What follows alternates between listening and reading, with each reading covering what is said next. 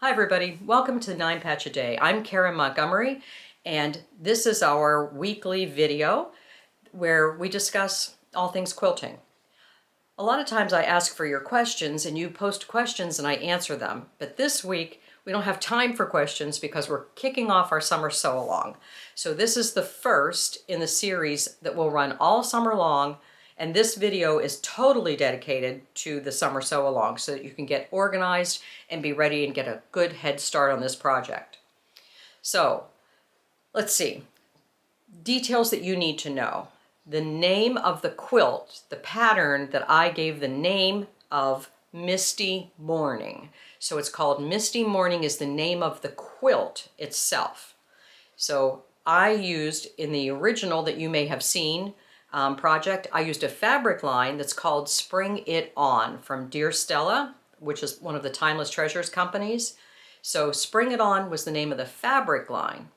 For the project that I'm going to be making along with you, I'm using a fabric line from Studio E that's called Splendid Path. So I have a few Splendid Path in there and then I've mixed some from my stash. To be honest, I had no intention of making this quilt again along with you, but it's just going to work out better that way, so I'm making another one.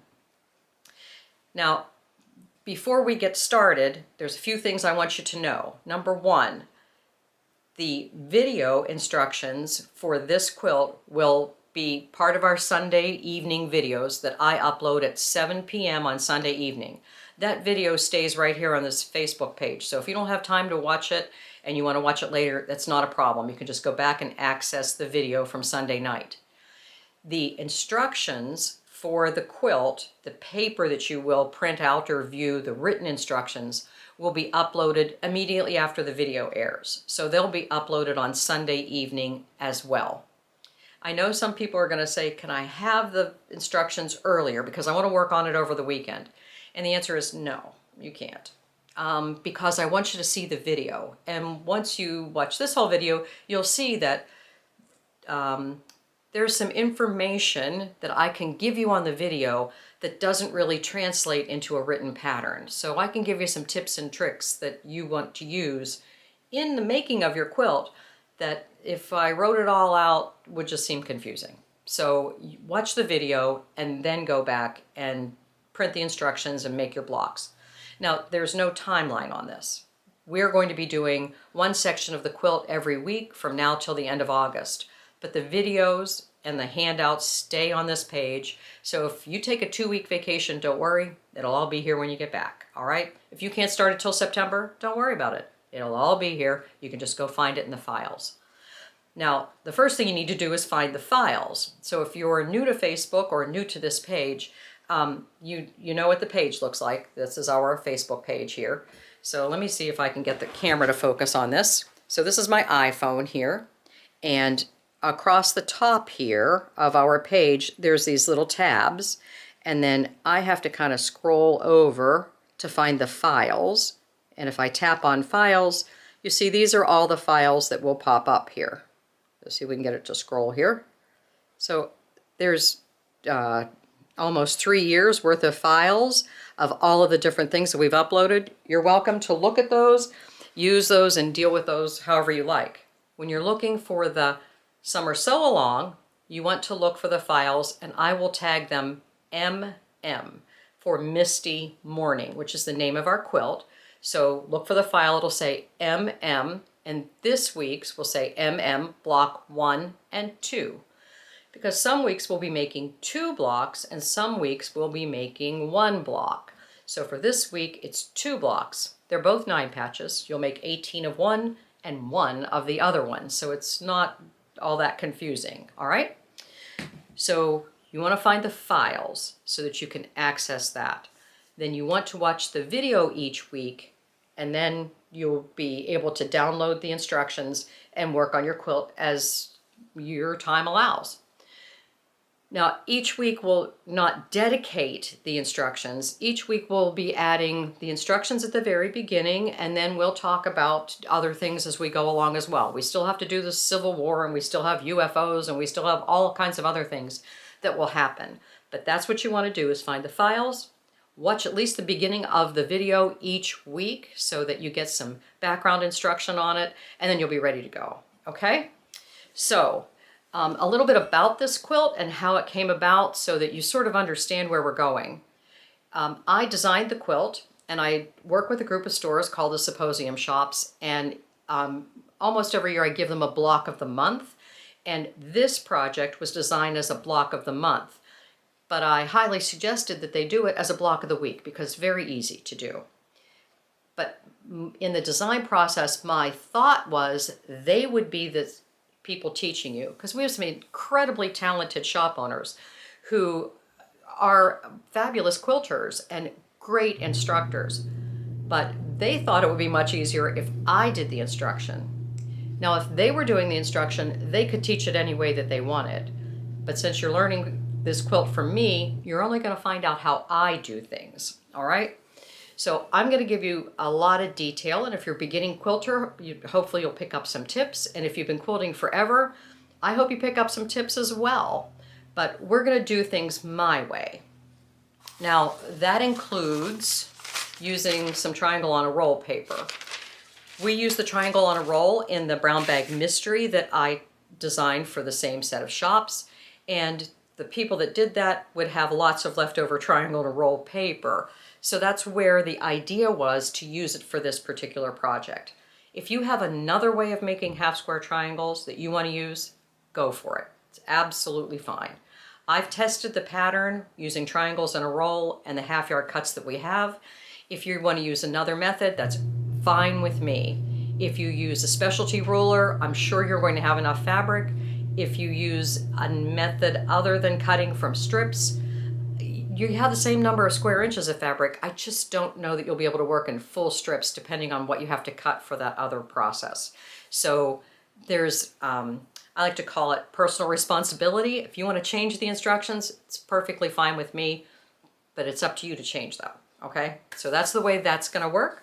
So also, this project was sort of designed as a sew individual squares together project. So we'll be doing some of that, but we'll also be doing some strip piecing. So there's some different things that are going to happen.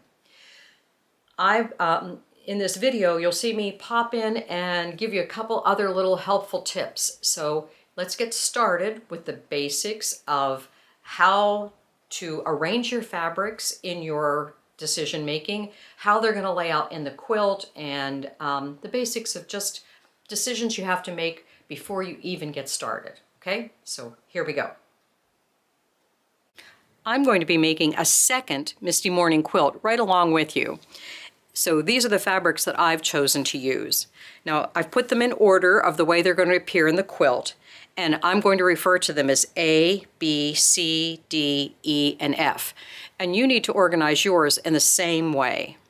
Now, on your first set of instructions that you get, you'll have 2 pages. One that has your instructions, and the second page you should print out like this. So it has letters along the side. Those letters designate your fabrics, A through F, and the color of the square will relate to the color in the diagrams that you'll get. So what I'm doing is, when I see A on the diagram, I know that I'm to use this fabric. So that will help you stay organized and keep all of your fabrics in the right order. But how do I decide what order they're supposed to go in? Well, we're going to refer to a color diagram here. So you can see this is all in primary colors, but you're going to make your quilt in whatever colors you have. So the center, A, and B fabrics go together. So this medallion center that's right here, where if you were going to put this on a bed, that's going to be the center of your bed right there. So you want to pick fabrics that you really want to see a lot of, or make sure that your accent colors are included in that. So this is my A fabric, and I have a half yard, the same that you do. And that's going to be all of these, the center, and then it'll reappear on my corners as well. My B fabric, you notice I don't have a half a yard. Well, 3 of these are from Splendid Path. The other ones are from my stash. This particular fabric is not a color that I have a lot of in my stash, But it just so happens I have a whole stack of oops cuts, and there's more than enough here to make this quilt. I just won't be able to work in long strips. So A and B are going to be featured right here in the middle of the quilt. Now C is this darker blue shade that's right here. And notice there's a lot of background fabric between these two. So if these two were not two that you kind of wanted to go together, it's okay because they're going to be separated by a lot of background. But I put the gingham piece that I have here in this position in this quilt. In my other quilt that you saw, this is the feature position, and that's the fabric that matches my border. And I put it there because I really wanted to see a lot of it. But that particular fabric is a packed print, and it has a lot of color mixed through the entire thing. This print I moved to the 9-patch position, which is the 9 patches we'll be making in step 1. This fabric, because of the way that it's put together in these clusters, I might not get all of the color in one print, and I'll show you what I mean. The largest square that we have in this quilt is a 2-inch square. The rest of the pieces in this quilt are half square triangles for a 2-inch finished square. So if I put this on here, you'll see I might be able to get a whole purple flower in there. But just the way we cut, I might also get one that has barely any purple in it at all. So I think it would throw off my feature row. So by moving this fabric to my 9-patch row, that means it's the largest pieces that I have to work with in this particular quilt. So we're going to see how it works, and I'm going to put it in my 9-patch row. The green row that's here on the outside edge of the 9 patches, in my fabric, this is a batik. It's a batik fabric. It's a vat dyed batik. It has little geometric designs on it, and it's been in my stash for years. But people ask me if I ever mix batiks with regular fabric, and if the color works, I certainly do. So this one is a batik that's in my quilt, and this one will be the yellow row that's here on the outer edge. So I've designated this one as green stems, is what I'm calling it on my reference sheet. Now notice that we repeat colors then, but they don't repeat as 1 and 2. After F, it goes back to B and then A. So once this one finishes the yellow row, it will be up against purple and then this tiny print. So this print will finish off my quilt. So you keep in mind that B will go against F when you're arranging your colors.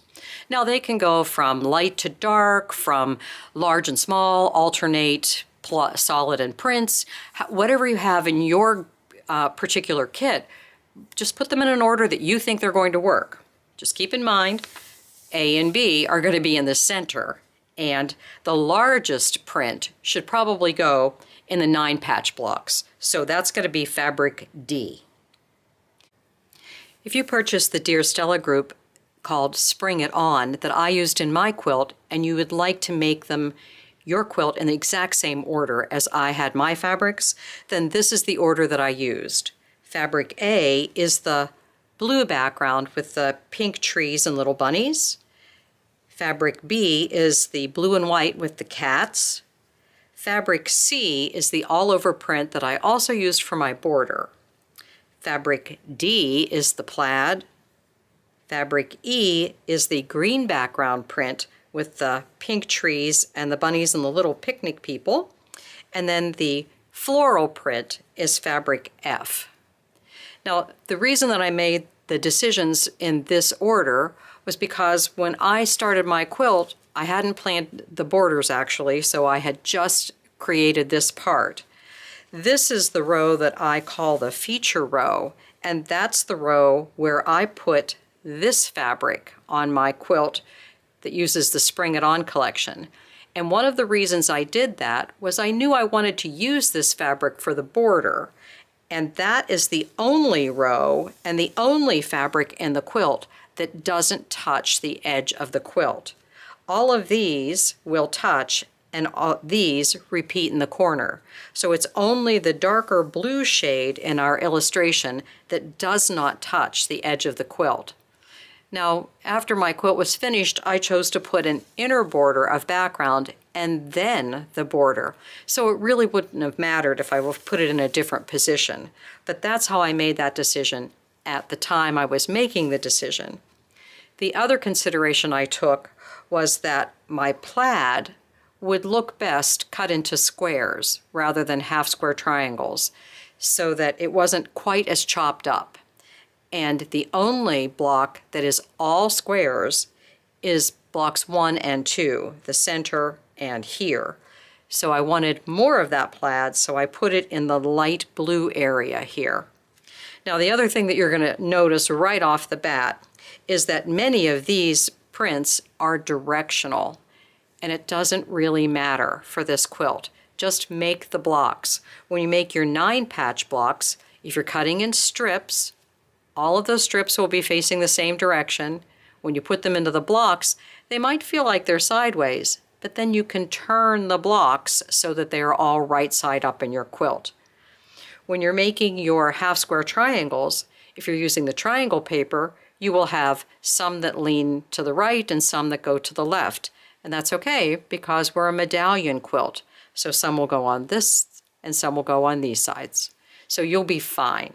But these are the fabrics that I used from the Spring It On collection and the order that they were in.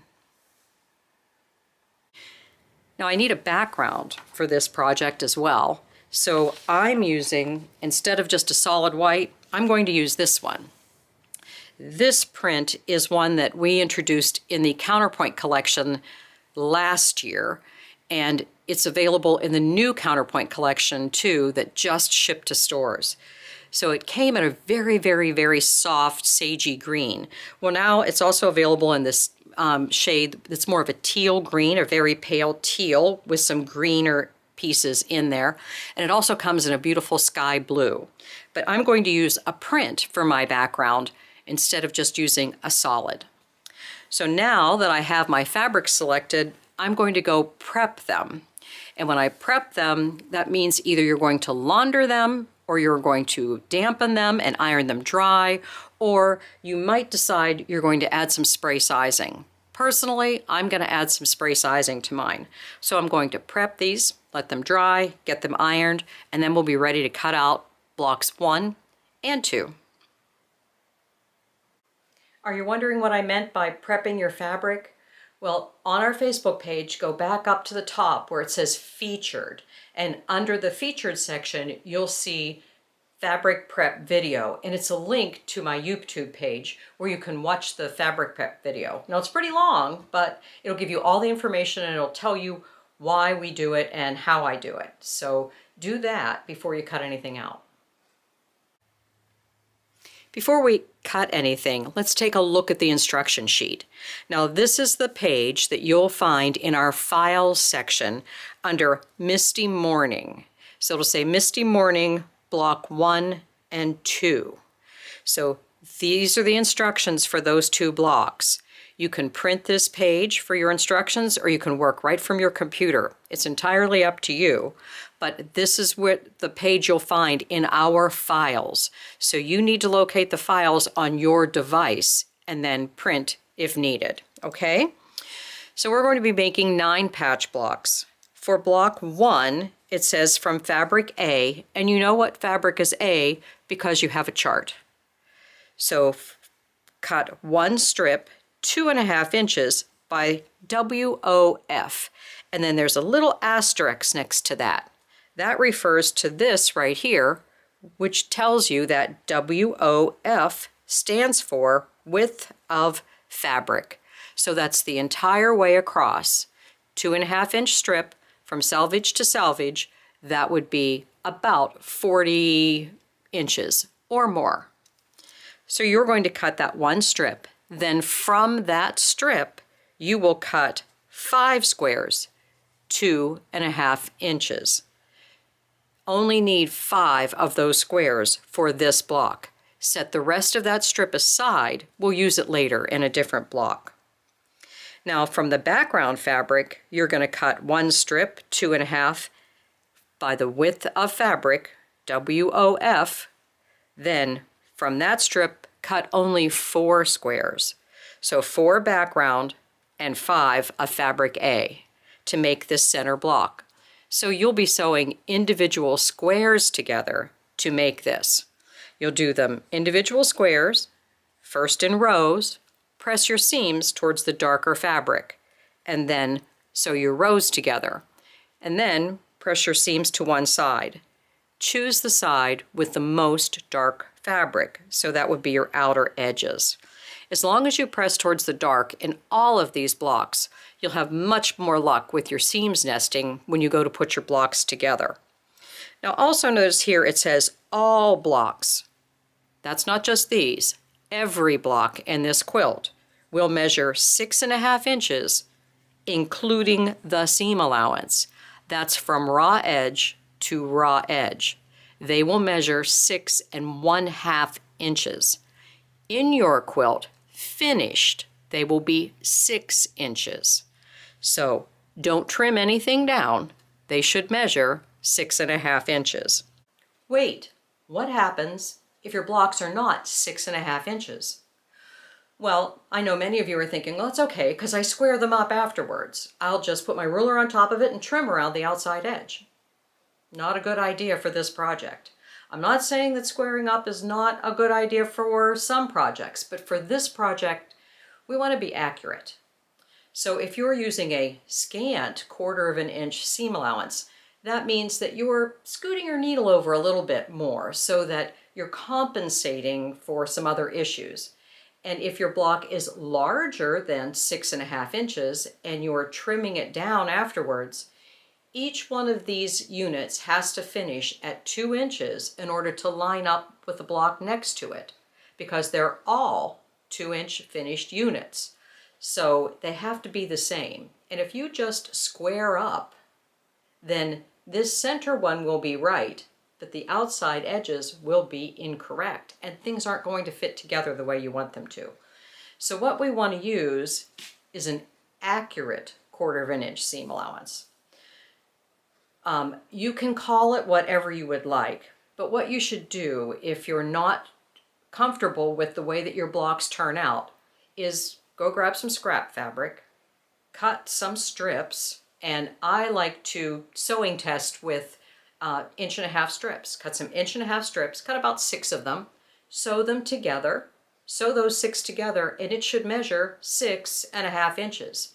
If it doesn't, then you either have to correct your pressing or correct your seam allowance.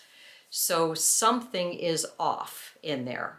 So what you want is you want your pieces to end up accurately sized. So adjust, make the adjustments that you need to make right now.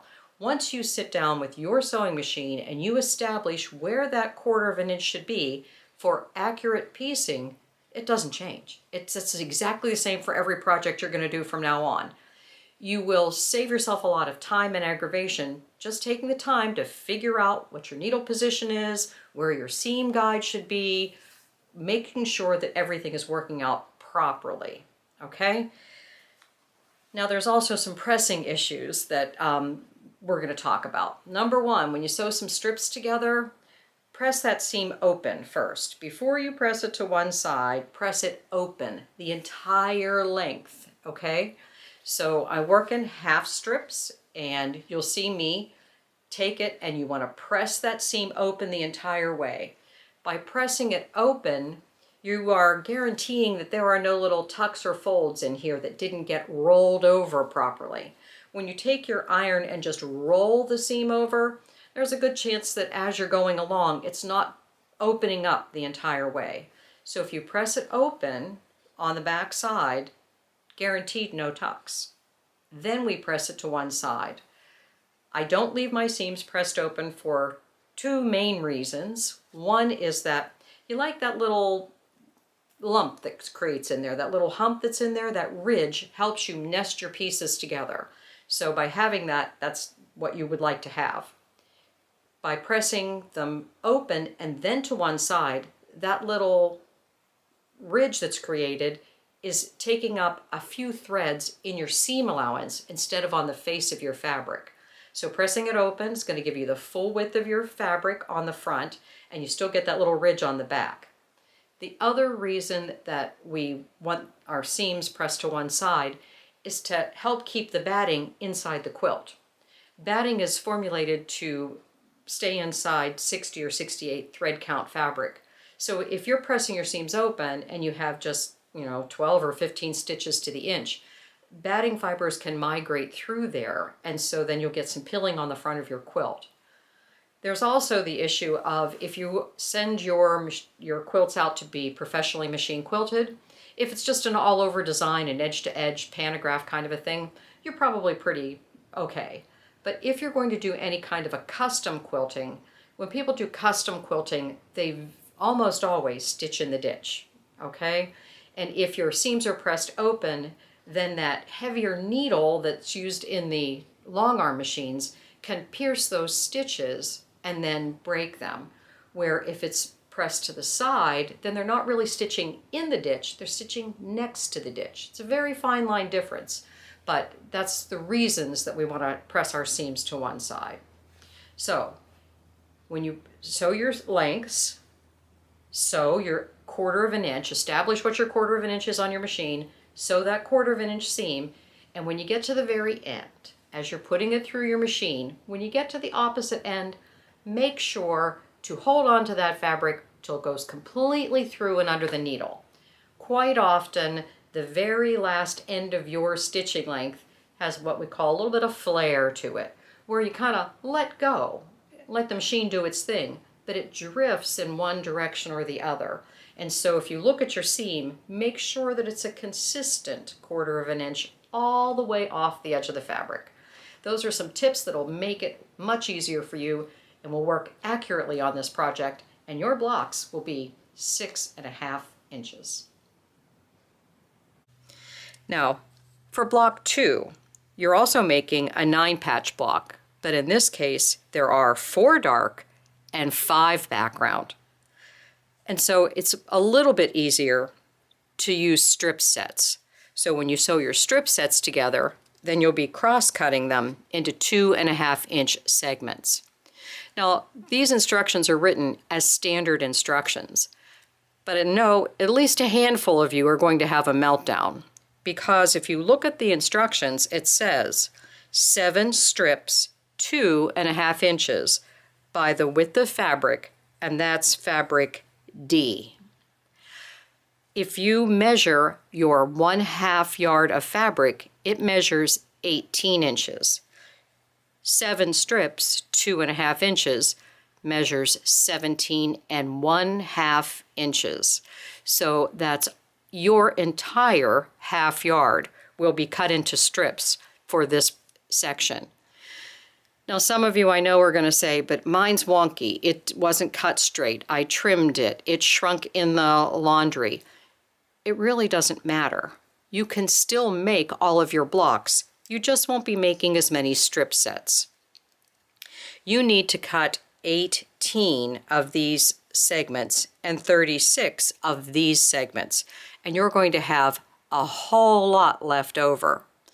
If you do the actual quilt math, and you count up how many squares we need, there are 18 blocks, and we need 4 pieces of fabric D for each block. That's 72 pieces. Now, I can tell you, you're going to need 12 additional squares for the rest of the quilt. So 72 plus 12 would be 84. In a 40-inch wide strip, you can cut 16 squares. So 84 divided by 16 means you will need 5 1/4 strips of fabric in actual fabric to be able to make your blocks. So if you make the strip sets that are here, you may have to seam rip a little bit to get the number of pieces if you can't cut all 7 strips by width of fabric. So if I were doing this, I would make 1 of this strip set and 2 of this strip set. see how many pieces I get, and then work from there. Also, as a designer, I have to calculate on 40 usable inches. Some of you will have far more than 40 inches in the width of your fabric, and you'll be able to cut more than 16, so you won't actually need that third strip set. So it all depends on the fabric you're using. So my suggestion for this type of project is to make them as you go along. Keep count of what you have and see what you need. But trust me, even if you can't cut those 7 strips, you still have plenty of fabric. Okay, raise your hand if you're confused. Many of you are thinking, why would she tell us to cut 7 strips if we don't need 7 strips? And my fabric shifted, now I can't get 7 strips, and now I'm totally confused. You're fine. I have to write the instructions, and this is part of what I want you to take ownership of the projects that you're making and think like a quilter, all right? I, as a designer, have to write the instructions with full strips. That's my only choice. I can't say in my written instructions, make this, and then you're gonna need a couple extra pieces, so just like cut those out of the fabric you have left. That's not the way instructions are written.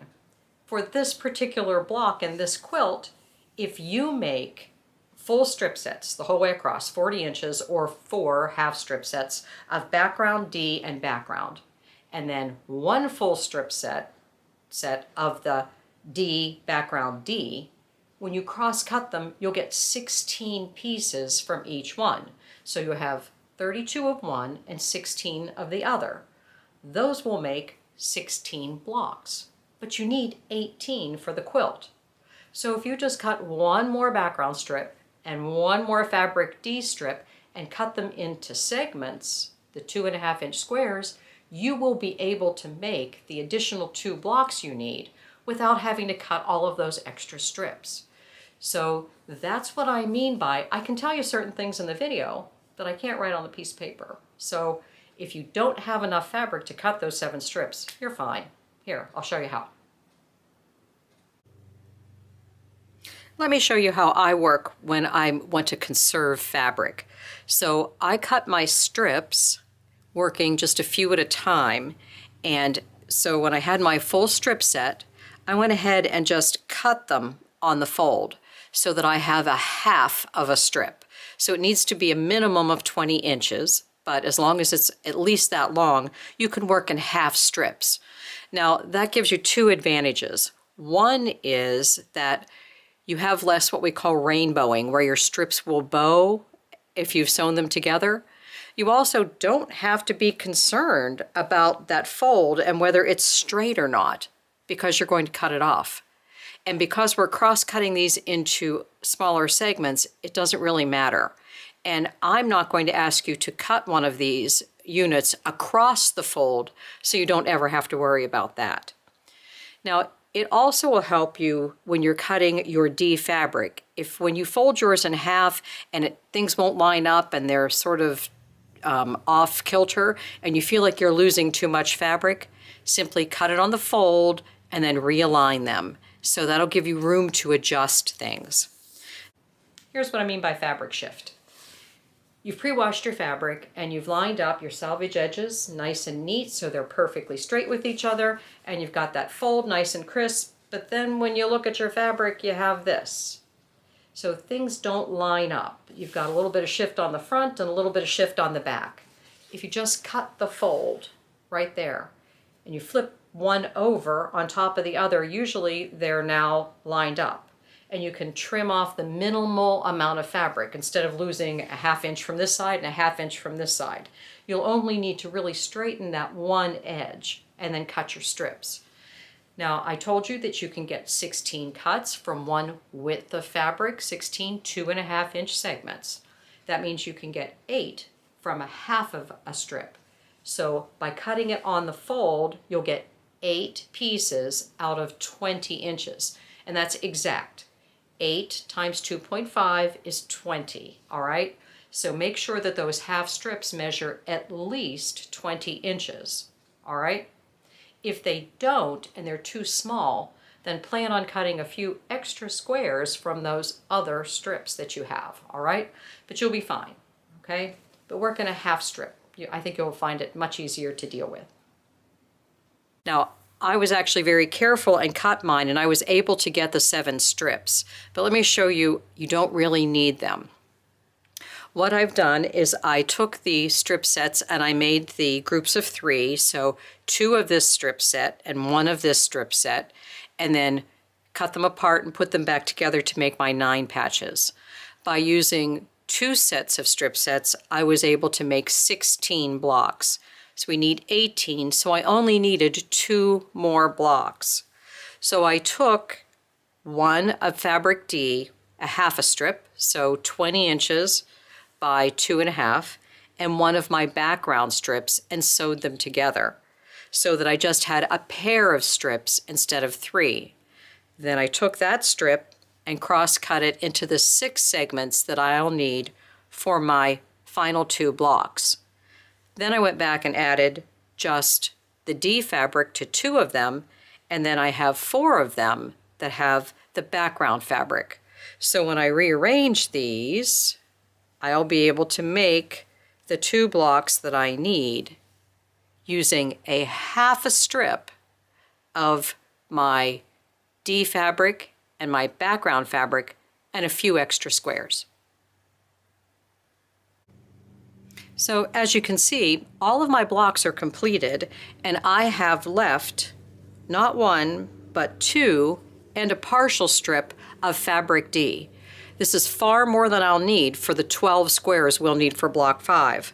But as you can see, if you do the quilt math, you can really conserve your fabric. Now another option, total option for doing this, depending on what your sewing style is you could cut all of your squares from your strips. You would need 84 total eventually for the fabric D and 94 of the background.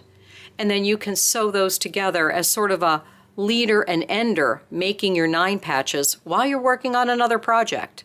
So if you have another big project going this summer, then consider cutting 2.5-inch squares, 84 of fabric D and 94 of your background fabric, and just sewing them together as you're doing your other project as the leader and ender.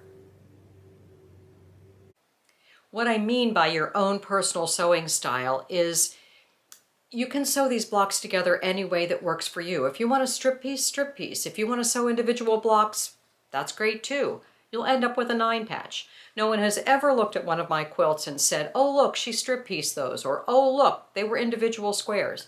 Do it the way that you would like to do it. Now, if you're not familiar with the term leader and ender, what that means is when you're sewing and say you're sewing triangles together. So you're sewing all of your triangles together. You get to the last one in that, string piece of triangles. You take another piece of fabric, and a lot of times people just use a folded up piece of fabric and they sew across it so that there's always something under your needle. You clip off the pieces you need from the back and you go press them, and then you're back to sewing. So if there's always a piece of fabric under your needle and always your thread ends are always attached to a piece of fabric, that solves a few problems for you. It keeps those threads from being too short and unthreading your needle when the take-up lever goes up. It also keeps those threads from being sucked down into your bobbin case and kind of causing a thread nest down there. So a leader and ender is a great thing to do. And sewing across a little piece of fabric works. I do it all the time. But if you have another project that's sort of mindless and you can just sort of put those together and you don't have to think about it too much, you could put those 9 patches together that way. So just cut all the squares and put them together. Remember, you're making 18 of this 9 patch and only 1 of this. So the number of squares that I told you to cut for that includes the ones that you'll set aside for a block that we're going to make later. All right? Now, next, we have a lot of people have asked me, how do I make this quilt bigger? Can I make it? How much fabric would I need? Those kind of questions. Well, this is the the quilt that I designed. This is the quilt that I'm teaching. I'm more than happy to tell you what has to happen and what you need to do and kind of give you a ballpark of what happens. But this is another point of personal responsibility. If you would like to make this quilt bigger, I can show you how to do it. I can tell you what has to happen to continue the pattern, but there are some areas where you're going to need to be creative and take responsibility for what happens in those areas. In other words, you're kind of going to be your own designer. You can choose to repeat some blocks, you can make some other blocks. How much of what fabric you're going to need depends on how much you use, what you decide to do, those kind of things. So those are all options that are entirely up to you. So in this particular segment, you'll see how to make it queen size or king size and what you would need to do, but I'm not going to give you those instructions because this is what I designed and this is what I'm teaching. But you can go ahead and take the quilt and make it your own. So let's go over to my computer and I'll show you what you need to do.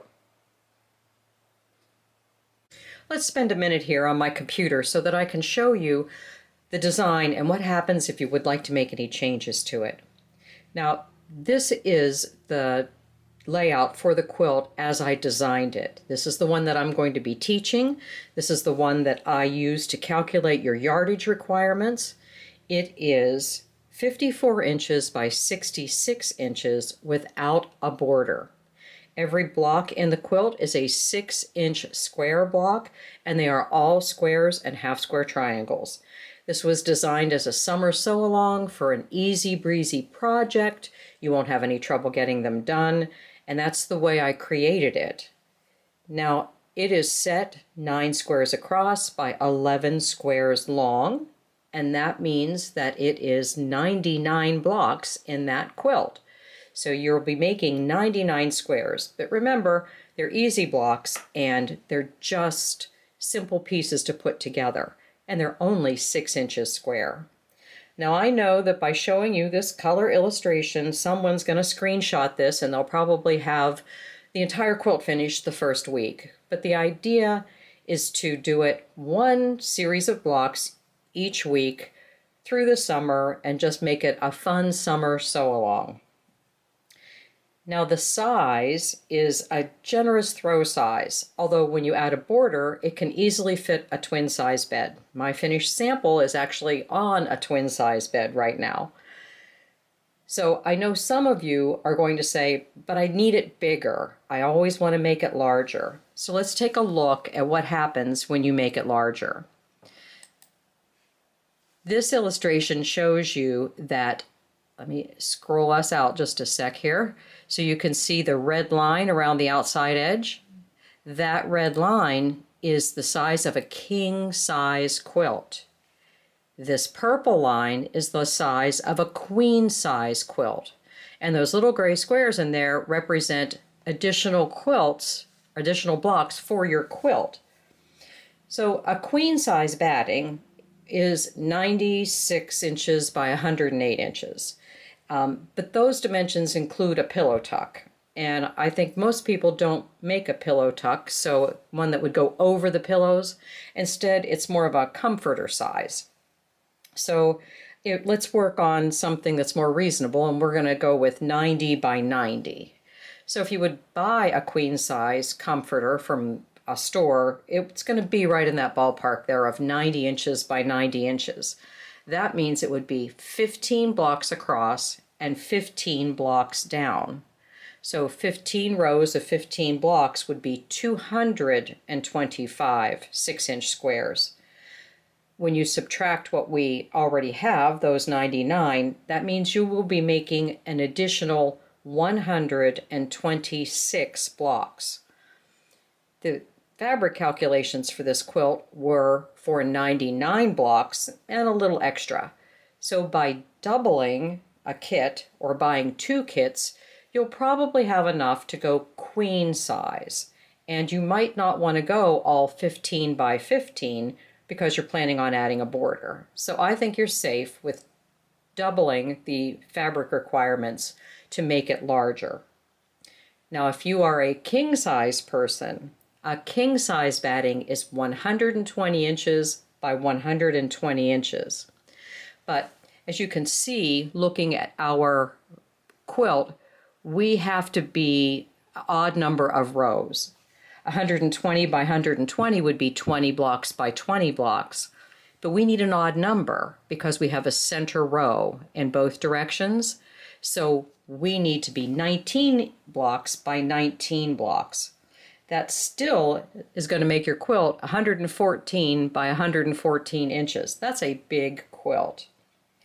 It also means you're going to need 361 6-inch squares to cover that king-size bed. When you subtract the 99 from our original, that means you're going to be making an additional 262 blocks. That's a lot of extra blocks to make. It's also probably 4 times the size of the fabric requirements that you were originally given. Let's take a look at this. This is how you would add on to your quilt. Remember, my red line here is king size. So the way that the pattern is put together, it's in a medallion style. So these rows, diagonal rows that you see here, would need to continue. So you could repeat the rows that are already existing. This corner square would go up to meet, would come down this direction. So you would be repeating those rows. What happens up here is entirely up to you. I went ahead and used some of the blocks we already have created. I added some 6-inch squares of just background fabric right here, and then added additional pieces to fill in the corners here. What blocks you use to fill in the corners, you can simply repeat what I've already created, or you can create something new. This is where I say this is a personal responsibility area. If you would like to make this quilt larger than the one that I've designed, then you need to decide what's going to go in those corners. I created the original design and balanced the cutting instructions so that you would be able to use a ½ yard of each one because of the way they repeat. I have not calculated the outer edges because that's not the quilt that I'm teaching or making. But if you want to create more blocks to go out there, I encourage you to do it, but you'll be doing the designing on your own. So you would create additional rows and decide what kind of fabrics and which ones are going to go in which place and what those blocks are going to look like. So obviously you could create one corner and then duplicate it. So this would be your blocks. Now notice that there are some missing here, right along here and up here. That's because these areas right here are where these 2 blocks have to turn the corner. So you don't want one facing right or left. You want one that's symmetrical on either side. Now I've accomplished that in our quilt, but you'll have to do some creative thinking to decide what's going to happen in those areas. And you don't have to add these blank blocks in there. It was just an easy way for me to give you a visual between the decisions have been made and the decisions that you will have to make on your own. So this illustration is king size. This illustration is queen size. So you can eliminate 2 rows from each side of that king size quilt to get back down to a queen size quilt. So remember, your queen size quilt is 15 by 15. So you have smaller corners that you have to create, but which fabric goes where is entirely up to you. These are the additional blocks that have already been decided for you. So by extending those rows, you would need 20 more of this block, 20 more of this block, 12 more of the yellow, 4 more of the green, and 2 more of the blue to complete the lines that have already been started. So those decisions are already made for you. And you want to make those additional blocks before you make any other decisions with the leftover fabric. So it's the gray areas in this illustration that you would be filling in if you're going to be making a queen size version of this quilt. Now let's talk for a minute about borders. How's this for a unique perspective? We're on the floor of my guest room looking at the side of one of the twin size beds. The quilt that you see on this bed is my finished quilt of the Misty Morning pattern using the Dear Stella collection that was called Spring It On. So this quilt is finished except for the binding, and I tossed it onto this twin size bed because we want to talk about borders and sizes. So for my quilt, I chose to put an inner border that was cut 2.5 inches of the white background fabric I used. So that's the white inner border that you see there. Then if you have regular 44-45 inch width fabric, you can put the border, cut the border for your quilt across the width of the fabric if you would like, and piece your borders together. Now, some of you may prefer to cut the length of fabric for your borders, so I think that's a great idea as well, and that's what I did because I used a extra wide backing fabric for the back of my quilt as well as the borders. And then I still have additional left for the binding to go on there. So I have enough fabric. I had 3 yards of the extra wide backing, and I have enough to do all of those things together. Now, if you have the 44-45 wide, I wanted a 6-inch finished border on my quilt, but I would cut it 7.5 inches. And that's because your quilt shrinks slightly when you quilt it. If you do a little bit of quilting, it will shrink a little bit. If you do a lot of quilting, it will shrink a lot. And I cut my borders extra wide so that I have room to trim when we're finished. Because see how this quilt fits this bed? See the break there between the mattress and the box springs? I want the quilt to come down below that and hang below that at least a few inches. And that's the way we would normally size a quilt. And when people ask me and they say, what size should my quilt be? Well, it depends on your bed, because these mattresses were purchased when that was the nice, big, deep, thick mattress stage. Well, now some of the foam mattresses are coming only 6 inches thick. So there would be a big difference between what size your quilt needed to be so that the finished quilt falls below that break. You want that to cover that up like that. So I cut my borders 7.5 inches, even though I want them to finish at 6. And if you have 40 inches wide of fabric and you're cutting the length, you can cut 4 borders 7.5 inches wide and still have enough to cut your binding from that same length of fabric. Now, if you're going to cut across the fabric, then you're going to be cutting across and adding strips together. And some of you may have bought a kit that has a beautiful border fabric that goes along with it, with one of those large border prints. When you buy that fabric, I would get 3 yards of that fabric because those border prints have a repeat to them. And usually when you're doing that type of a repeat, you're going to miter the corners. And if you're going to miter the corners, you might want to shift that border repeat one way or the other, just so you get a pretty corner.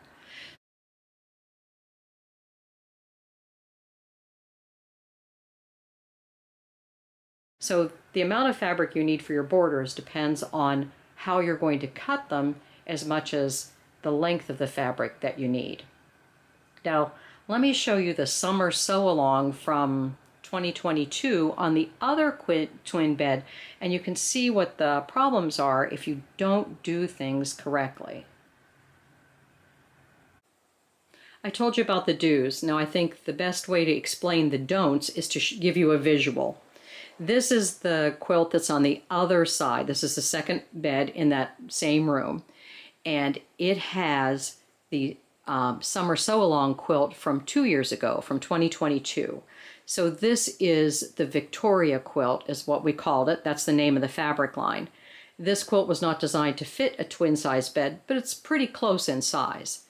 So it should be able to fit this bed because see the break of the mattress and it falls just below that about an inch or two. But notice the sheet that's hanging underneath there. See this sheet that's here? and it hangs lower than the quilt. So if I would make this bed up, it would look like the quilt's slip was hanging. So when you're calculating the size of your quilt, you have to take into consideration where the break in your mattress is, and you also have to consider what size your sheets are for that bed. If you have a really thick mattress, then the sheet is going to be up a little bit higher than it is if you have a thin mattress and a set of sheets that were designed to go on the thick mattress. So make the bed up using the sheets and blankets that you would normally keep on it, and then measure from side to side how long or how wide your quilt needs to be. And then increase the size, because the quilting is going to shrink it up, and you don't want to shrink it up so that your slip is showing. Now on this particular quilt, there's a narrow border on here, and if I would have made the border wider, it would have taken care of that. So that's another reason why you always want to make a wide border on your quilt, because you can always trim it back. So did you enjoy your tour of the floor of my guest room? I couldn't think of a better way to explain to you, especially those of you that want this quilt to fit a bed, the things that you need to take into consideration. Because it's not just a, well, what size is a queen size quilt? It has to do with your particular circumstances, the size of your sheets, the way that you dress your bed, everything else that has to go along with it. So that was the easiest way for me to demonstrate that for you. Now, this video, there's a lot in this video, especially considering we're making 9 patch blocks. But I wanted to give you some good fundamentals and some basic information so that we could get that up front and you'll have success with this quilt, because I really want you to enjoy making this. Now, this will be the only video that's totally dedicated to the Summer Sew Along project. After this, next week, our unit that we're making will include some half square triangles. So we'll go over how I make those and using the triangle paper and that. And then after that, they're pretty standard. So the section of the video that has to do with the Summer Sew Along will be a lot shorter. And we'll get back to adding in the other information and answering your questions in those videos. So that's the changes that we'll make as the summer goes along. Now, you might have noticed when you saw the quilts on my bed that they don't cover pillows, okay? So I think very few quilters make a quilt that goes up and over the pillows, because that requires a pillow tuck. And so that's the amount that tucks under the pillow and goes over the pillow and hangs down the back. And that can be a minimum of 10 to 15 inches, depending on the height of your pillows. So I like to use a pillow sham instead. And in order to make a pillow sham, I need about 3/4 to a yard. I usually like to have a yard of extra fabric to do that for a standard to a king size pillow. So if you would like to make pillow shams to make your quilt, I'll cover that information in a video later on this summer, but make sure you have some extra fabric or one that will coordinate with your quilt on hand to be able to do that. So we'll take care of those pillows later on in the summer, all right?